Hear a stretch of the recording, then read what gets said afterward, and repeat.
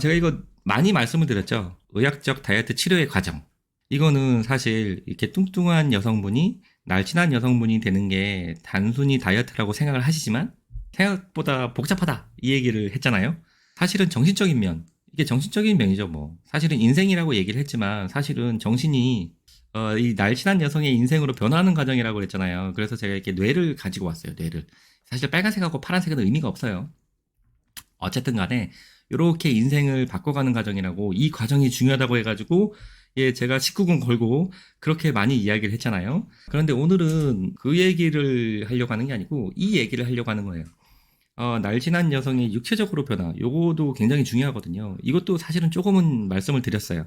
그래서 위가 이렇게 큰데 이 작은 위를 가져야 된다고 했죠. 이게 되게 중요하다고. 체중만 감소하는 게 중요한 게 아니고 육체적으로 날씬한 육체를 갖는 게 중요한데 그중에서 위가 제일 중요하다고 말씀을 드렸잖아요.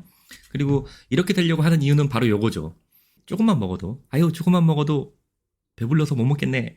예, 이렇게 날씬한 여성분들이 재수없게 얘기 많이 하잖아요. 예, 그거 가능해야 된다고 해가지고 중요하다고 말씀을 드린 거예요. 이 얘기에 대해서 좀 자세하게 얘기해 볼게요. 몸무게에 따른 다이어트 식사량. 이게 여기 오시는 분들도 비만율이 다 다르잖아요. 아주 뚱뚱하신 분, 조금 뚱뚱하신 분, 아니면은 조금만 빼면 되는 분, 이런 분이 있잖아요. 그런 분들이 이 체중을 유지하려면 어느 정도 먹어야 되느냐를 그냥 대략적으로 그린 거예요. 딱 봐도 예, 이거 거의 한 100kg 넘어가겠죠, 그죠? 100kg 왔다 갔다 하겠죠. 이러시면 한국으로 얘기해서 6그릇은 한 번에 먹어야 돼요. 그리고 요 정도 비만을 유지하려면 3그릇은 먹어야 되고, 뭐 사실 요 정도 유지하려고 그러면 한 그릇만 먹어도 돼요. 그런데 이분들이 2kg씩, 예, 2kg씩 감량을 해야 된다고 생각을 해보세요. 그리고 2kg씩 감량을 하려고 다이어트를 시작했다고 생각을 해보세요. 왜 2kg냐? 예, 저희 10일 감량 평균이 2.2kg예요. 그래서 제가 그냥 2kg 가지고 온 거예요. 어쨌든 간에 10일 동안 2kg를 감량하겠다라고 마음을 먹으면, 감량을 원했으니까 의학적인 거 빼고 그냥 식사량으로 따졌을 때 이렇게 아주 뚱뚱하신 분들은 이렇게 반만 먹어도 빠지겠죠, 그죠? 그리고 조금 뚱뚱하신 분들은 원래 3그릇을 드셨으니까 한 그릇 반만 먹어도 빠질 거예요. 그리고 날씬한 건 아니죠. 그러니까 어떤 그 정상 체중에 가까운 체중에서 미용 체중으로 가려면 한 그릇 먹던 걸 반 그릇으로 당연히 줄여야 돼요.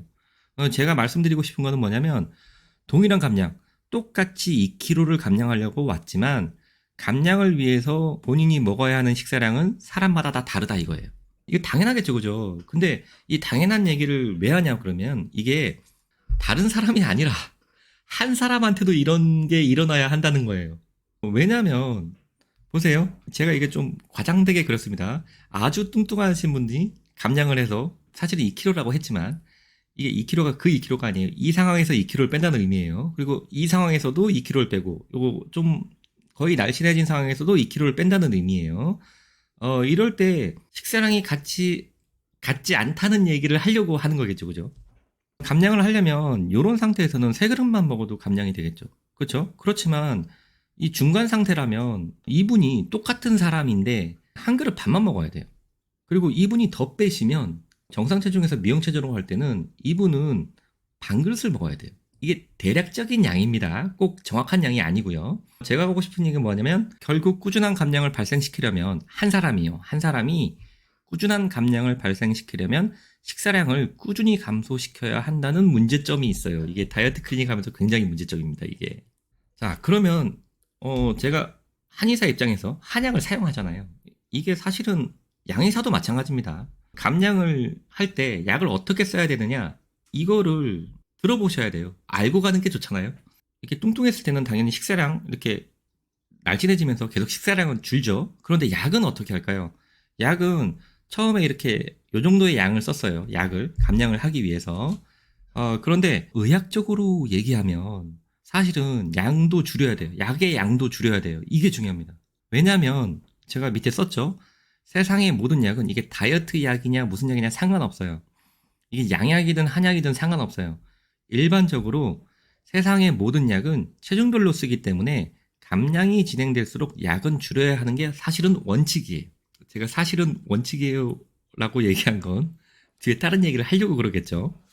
모든 약을 이렇게 씁니다. 소화에도 마찬가지고요. 뭐 뚱뚱하신 분이나 날씬한 분이나 상관없어요. 사실은 이렇게 써야 돼요. 그런데 우리나라 현실적인 그런 진료에서는 이렇게 안 되는 경우도 많아요. 예. 근데 원칙상으로는 이렇게 돼야 돼요.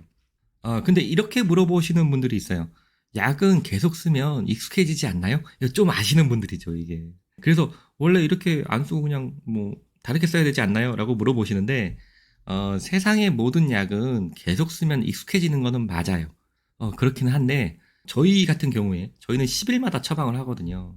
다시 진료를 하고 저희 표현으로 해서 10일마다 처방을 한다고 해서 10일 후에 익숙해지는 약은 세상에 없어요. 다른 곳에서도 마찬가지겠죠. 이게 15일이나 30일 처방을 받았다고 해서 이번 달하고 다음 달하고 약의 효능이 차이가 날 정도로 몸이 익숙해지는 경우는 없어요. 보통 이거 생각해 보시면 알아요. 고혈압약이나 당뇨약 이렇게 할머니 할아버지들이 쓰잖아요. 이게 익숙해지기는 익숙해집니다. 그렇지만 그 용량을 늘리는 게 대부분 2, 3년 걸려요. 그렇게 빨리 익숙해지지 않아요. 이게 말 그대로 진짜 빨리 익숙해진다면 할머니들 고혈압약 복용하시는 거 처음에는 한 알로 시작했지만 2년 되면 막 배갈 돼야 돼요. 이게 말이 안 되잖아요. 네, 익숙해지는 거는 맞지만 그렇게 빨리 익숙해지지 않는다 이 얘기예요. 의미가 없어요. 그리고 다이어트 클리닉은 제가 저희 블로그에도 얘기해놨지만 대부분 한 달, 두 달, 세 달? 세 달 하시면 거의 많이 하시는 분들이에요. 거의 90%가량이 세 달 이내에 끝납니다. 그럼 사실은 약이 익숙해지냐 안 익숙해지냐는 사실 여기에 적용되지 않아요. 익숙해지기 전에 다이어트 클리닉 끝납니다. 예. 그러니까 요거는 생각 안 하셔도 된다 이런 의미입니다. 그래서 제가 그랬죠. 제가 이거 현실적인 얘기를 하려고 이런 얘기를 하는 거겠죠. 이상적으로는 교과서상으로는 이렇게 쓰는 게 맞아요. 처음에는 뚱뚱했을 때는 이렇게 많이 쓰고 체중이 줄어들면 줄어드는 양만큼 그 비율로 약을 줄이는 게 맞긴 맞아요. 그런데 현실적으로는 그렇게 안 되죠. 현실적으로는 처음에 이렇게 3병 쓰면 그 다음에도 3병, 그 다음에도 3병 쓰는 게 대부분입니다. 대부분이 아니고요. 이거 사실 대부분도 아니에요. 현실적으로는 이런 경우가 좀 있어요. 근데 사실은 진짜 현실은 저희도 이래요. 저희도 점점 느는 경우가 더 많아요. 이거를 말씀드리고 싶어서 이걸 가지고 온 거예요. 근데 왜 이렇게 됐냐? 이 얘기를 하고 싶은 거겠죠, 그죠? 아니 이상적으로는 이게 맞다며. 이상적으로 이렇게 줄어드는 게 맞다며. 근데 왜 이렇게 늘려? 요 얘기 하려고. 자, 다이어트 약과 음식량의 관계 이거 보셔야 돼요. 이 음식량이라는 건 뭐냐면 어떤 일정한 감량이 일어났잖아요. 그러면 그분이 어느 정도 드셨길래 그런 감량이 일어났나를 보는 거예요. 이상적으로 의사가 점점 줄어서 이렇게 약을 줄일 수 있다는 얘기는 이분이 되게 잘 지키셨다는 거예요. 그 음식량을 줄이는 거를 잘 하셨다는 의미예요. 그러면 어떻게 될까요? 이게 가장 이상적이에요. 언젠가는 약을 끊잖아요. 다이어트 클리닉을 평생 하실 건 아니잖아요. 그러니까 약을 끊고 식사량을 조금 늘릴 수 있어요. 그리고 이게 기본적인 원칙입니다. 왜냐하면 환자분들은 다이어트가 어느 순간은 끝날 거라고 기대를 하고 오세요. 그럼 끝나면 어떻게 될까요? 다이어트가 끝나면 식사량은 조금이라도 늘겠지라고 생각해요. 그만큼 계속 먹고 살 거라고는 생각 안 해요. 그리고 의사조차도 그걸 기대하지 않아요. 의사조차도 다이어트가 끝나면 식사량을 조금은 늘리기를 바래요. 그러려면 가장 이상적으로 이렇게 돼야 돼요. 이렇게. 이렇게 된다는 거는 음식량을 많이 줄이셨다. 요거예요. 그런데 거의 끝나갈 쯤에 현실이 1처럼 됐다. 양이 똑같다. 이거는 뭐냐면 약을 끊고 식사량을 그대로 유지해야 할 가망성이 높아요. 어떤 의미인지 아시겠죠? 식사량이 좀 된 거예요. 그러니까 약은 이 정도 쓴 거예요. 그러니까 다이어트가 끝났다고 해도 식사량을 늘릴 수가 없는 상황이 생겨요. 이게 계산을 막 하는 그런 공식이 있습니다. 그걸 다 보여드리면 쉬운데 그거 언제 보여드리고 있어요. 그러니까 대략적인 의미만 아세요. 그리고 현실적으로 다이어트가 끝날 때 약이 이렇게 많이 늘은 상태에서 끝났다. 이 얘기는 무슨 의미냐면 약 끊으면 요요가 올 가능성이 아주 높다 이런 얘기죠. 그런데 아니 왜 상황을 이렇게까지 끌고 나가셨어요 의사가? 이렇게 물어보실 수도 있잖아요. 그죠? 아니 이럴 것 같으면 그러지 말았어야지. 아니 의사가 뭐 하고 있어? 이렇게 생각하실 수도 있잖아요.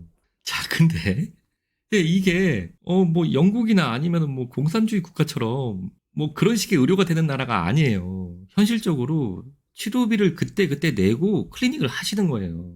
최선책을 의사가 선택할 수 있는 상황이면은 좋긴 하겠지만 현실은 그렇지가 않아요. 어떤 상황에서는 차선책을 선택할 수밖에 없는 상황도 있는 거예요. 의사로서. 이 아래로 내려갈수록 담당 의사로서 최선책이 아니라 차선책이라도 선택해야 하는 상황인 거예요. 예, 쉽게 설명드리면 살은 빼야 될 거 아니에요. 예, 치료비를 받고 치료를 하고 있는데 아니 뭐라고 해도 다이어트 클리닉 제가 말씀드렸죠. 굉장히 냉정한 클리닉이라고. 그러면 빼놓기는 해야 될 거 아니에요. 그런 뭐라 그럴까 개념이 적용하기 때문에 이 차선책이라도 선택해야 되는 상황에서 이런 일이 벌어져요. 그런데 지금 이렇게 말씀드리는 이유는 뭘까요? 예, 차선책 안 했으면 좋겠기 때문에 그래요. 예, 차선책 말고 최선책으로 유도하기 위해서 미리 얘기하는 겁니다. 요요 오는 거 되게 싫어하시죠? 저도 싫어요, 저도. 예, 그리고 다이어트 클리닉 하는 그 의원이나 뭐 아니면 한의원으로서 요요 오는 환자들 많아지면 망합니다. 네, 그 병원 망해요. 아니면 그 자리 떠야 돼요. 그러고 싶지 않아서 저를 위해서라도 환자분들이 요요 오면 안 돼요. 현실적으로는 제가 아까 그랬죠. 약이 점점 늘어난다고. 이거를 대략적으로 왜 어떤 기준으로 돌아가는지 제가 말씀을 드릴게요. 이 소모 열량이라는 거는 이 체중을 버티기 위해서, 이 체중으로 살아가기 위해서 필요한 하루 열량을 의미해요. 이거는 기초대사량하고 활동대사량의 합친 건데 대략적으로 이 정도라고 말씀을 드리려고 가져온 거예요. 그러니까 이분이 뭐 키가 얼마고 뭐 몸무게가 얼마고 그게 중요한 게 아니라 대략적으로 가져온 거예요. 이분이 하루 이 체중을 유지하면서 살려면 2800kcal가 필요하다고 가정을 해보세요. 그러면 날씬해지면 2300kcal만 필요하겠죠. 그죠?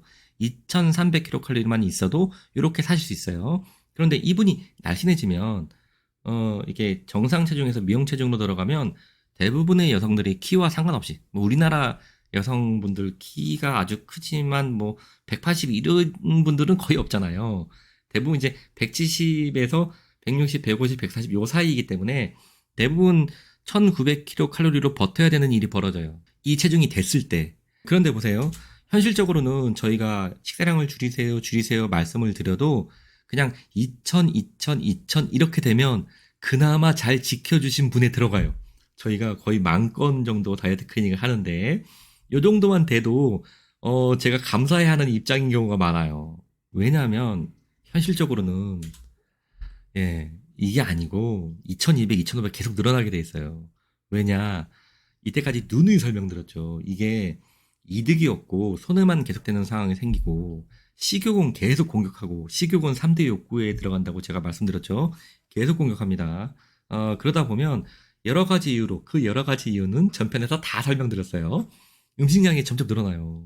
그러면 음식량이 점점 늘어나는데 담당 의사로서 계속 이렇게 얘기만 떠들 수는 없잖아요. 그러니까 약이 이렇게 계속 늘어나는 거예요. 이해되시죠? 그런데 이런 상태에서 여기서 다이어트를 중단한다면 어떻게 되겠습니까? 제가 아까 말씀드렸죠. 이게 최선으로 잡아도 2500kcal 그냥 계속 들어가게 돼 있어요. 그러니까 이렇게 날씬해지셔도 2500kcal 그냥 계속 들어가면 그나마 다행인 상황이 발생하는 경우가 많아요. 사실은 더 올라가죠. 왜냐면은 약을 끊었으니까. 그럼 어떻게 되겠어요? 여기 보면은 요 정도 체중 유지하는데 2300kcal라고 했잖아요. 그러면은 2500kcal 계속 매일매일 들어가면 적어도 2, 3개월 이내에 이 체중만큼 늘어납니다, 이거. 약 끊는 순간 그때부터 점점 늘어나가지고 요 정도 주의를 왔다 갔다 하시게 돼요. 이게 2, 3개월 이내에 일어나요. 이게 의학적으로 요요입니다. 근데 그렇게 될 수밖에 없는 상황이 된다는 의미예요. 자, 이거 미쳤어요? 지금도 힘들어요. 예, 제가 한 달에 한 두세 번 정도 듣는 얘기입니다. 이렇게까지 얘기하진 않으세요. 예, 이렇게는 얘기 안 하시죠. 사회적인 지위와 체면이 있는 분들인데. 그런데 내용은 이거하고 비슷해요. 자, 보세요. 이 현실적으로 이렇게 간단 말이에요. 그러면 제 입장에서도 불안해요. 불안해. 그래서 저희가 다음에는 식사량을 조금 더 줄이세요라고 해요. 왜냐하면 감량이 일어날수록 필요한 음식량이 줄기 때문에 똑같은 사람이라고 해도 식사량을 계속 줄일 수밖에 없는 상황이고 의사도 그걸 요구할 수밖에 없는 상황이잖아요. 그러니까 제가 식사량을 조금 더 줄이세요라고 해요. 근데 그러면 자 미쳤어요? 지금도 힘들어요. 왜냐면 이게 저희가 이해해서 말씀드리는 겁니다. 왜냐면 저번 주에도 최선을 다했거든. 대충 하지 않았어요. 환자분들도 치료비를 내고 치료하는 거기 때문에 최선을 다하셨다고. 자, 그런데도 불구하고 더 열심히 하라 그래? 예, 그러면 이 소리 나오는 경우가 있습니다. 그래서 제가 어떻게 하느냐? 제가 이렇게 하는 거예요. 그럼 약을 좀 더 늘릴게요. 약이 좀 더 늘었으니 식사량을 조금 더 줄여주세요. 그래서 저희가 환자분들 보는 앞에서 약 늘리는 거 보여드려요. 이렇게 얘기하려고. 예, 이렇게 얘기하려고. 자, 보세요. 이 환약은 이만큼 늘리고, 이 환약은 이만큼 늘렸어요. 그러니까 약을 좀 더, 약이 좀 더 효과가 더 날 거니까 음식량을 조금 더 줄여주세요. 이렇게 하는 거예요. 이게 교과서하고 현실적인 진료의 차이인 거예요. 자, 그런데 제가 심리학적으로 평가하는 거 좋아하잖아요. 심리학적으로 분석하는 거 좋아하고. 그래서 이거 보셔야 돼요, 이게. 자, 미쳤어요? 지금도 힘들어요. 예, 자매품이 있어요, 자매품. 여기서 더 줄이면 굶으라는 건가요? 요 소리도 예, 한 달에 한두 번 정도 듣습니다. 자, 이렇게 말씀하시는 이유가 있어요. 체중 감량이 잘 되어도 그 몸뚱이로 할 일 없음. 제가 말씀드렸죠. 이거 10일 생각해 보라고 시간 드린다고 했잖아요. 경험해 보시면 금방 알아요. 날씬해져도 특별히 할 게 없는 경우가 되게 많아요. 그리고 체중이 좀 줄어가지고 몸이 좀 가벼워졌어요. 제가 말씀드렸죠. 이거 이틀 갑니다. 이틀 가요. 이틀 가면 많이 가는 거예요. 이 체중 감량이 잘 되어도 그 몸뚱이로 할 일이 없어요. 그죠? 그리고 살 빼도 음식이 주는 쾌락만 손해본 상황임. 제가 말씀드렸죠. 인간은 다 똑똑하다고. 뚱뚱하건 날씬하건 다 똑똑해요. 그럼 어떻게 되겠어요? 이거 손해가 계속되니까 예, 지금 상황도 스트레스 받아. 그런데 저 의사가 감히 나보고 이렇게 손해보는 상황인데 손해를 더 보라고 해? 그럼 이제 멱살 잡고 싶어지는 거죠. 그래서 미쳤어요? 지금도 힘들어요. 이렇게 말씀하시는 거예요. 자, 그리고 자, 제가 말씀드렸죠. 현실적으로 그분들도 사실 다 생각해 본 거야. 그렇지만 그 지식 내에서 생각을 하신 거죠. 그러니까 본인이 베이스가 되는 지식 내에서 여러 가지 끼워 맞춰가지고 생각이 결론 난 상황이기 때문에 다이어트 상담 치료도 별로 하고 싶지 않아 하는 경우가 많아요. 제가 처음에 이 부분에 대해서 제가 좀 많이 착각하고 있었던 적이 있었어요. 왜냐면 제가 의사는 그럴 때가 있잖아요. 의사는 어릴 때 되게 자신감도 되게 만빵이고 그리고 자존감도 높고 그런 시기가 있어요. 그때는 제가 이렇게 열심히 상담해드리면 환자분들이 다 좋아하실 거야 이런 순진한 생각을 할 때가 있었어요. 근데 현실적으로 그렇지가 않아요. 현실적으로는. 왜냐면 다 바쁜 분들이에요. 그리고 그냥 저는 담당 의사일 뿐이에요. 제가 종교 지도자도 아니고 멘토도 아니기 때문에 이렇게 치료를 별로 하고 싶지 않아 하는 분들이 되게 많아요. 그래서 결론적으로는 어떻게 되나요? 내 인생 그냥 그대로 두고 살이나 빼줘. 이렇게 되기 때문에 이런 소리가 나온다 이거예요. 그리고 이런 소리가 나오니까 의사로서 약을 조금씩 올릴 수밖에 없다. 예, 이런 상황이 된다 이거예요. 그러면 이 상황을 계산하려면 또 어떻게 되겠습니까? 제가 누누이 말씀드리죠. 제발 살 빼고 그 몸뚱이로 뭐 할지 고민하셔야 돼요. 제발 고민하셔야 돼요. 고민엔 돈이 들지 않습니다. 예, 돈이 안 들어요. 살 잘 뺐는데도 혹시 요요 오나요? 예, 나중에 후반부 되면 요요에 대한 질문이 많아져요. 이건 원칙적으로 이렇습니다. 살 빼고 음식이 주는 그 좋은 쾌락을 이겨내면서까지 그 몸뚱이로, 그 날씬한 몸뚱이로 할 가치가 있는 일이 있으면 어떻게 되나요? 예, 제가 누누이 말하죠. 음식을 입에 쑤셔 넣어도 뱉어냅니다, 이거. 이거 요요 없어요. 그리고 보통 이런 분들은 다시 내원하시는 경우도 있는데 보통 1, 2년 후에 내원하세요. 그리고 만약에 80kg가 50kg까지 빼놓으면 다시 80kg에서 오시는 게 아니고 한 55kg, 60kg 돼가지고 다시 오세요. 그리고 그걸 다시 감량하는데도 오래 걸리지 않습니다. 그런데 자, 그딴 거 1도 없다. 예, 살 빼고 할 일 없다. 예, 할 일 있을 것 같은데 안박사 말 듣고 여기 뭐 라방도 좀 보고 저희 블로그 가가지고 글도 좀 봤더니 그렇게 생각해 봤을 때는 1도 없다. 이러면 어떻게 되겠습니까? 예, 이거 먼 핑계를 대서라도 조만간 다시 먹습니다. 이거 당근 요요 와요. 이거는 의학적인 문제가 아니에요. 인생의 문제고 제가 누누이 말씀드리죠.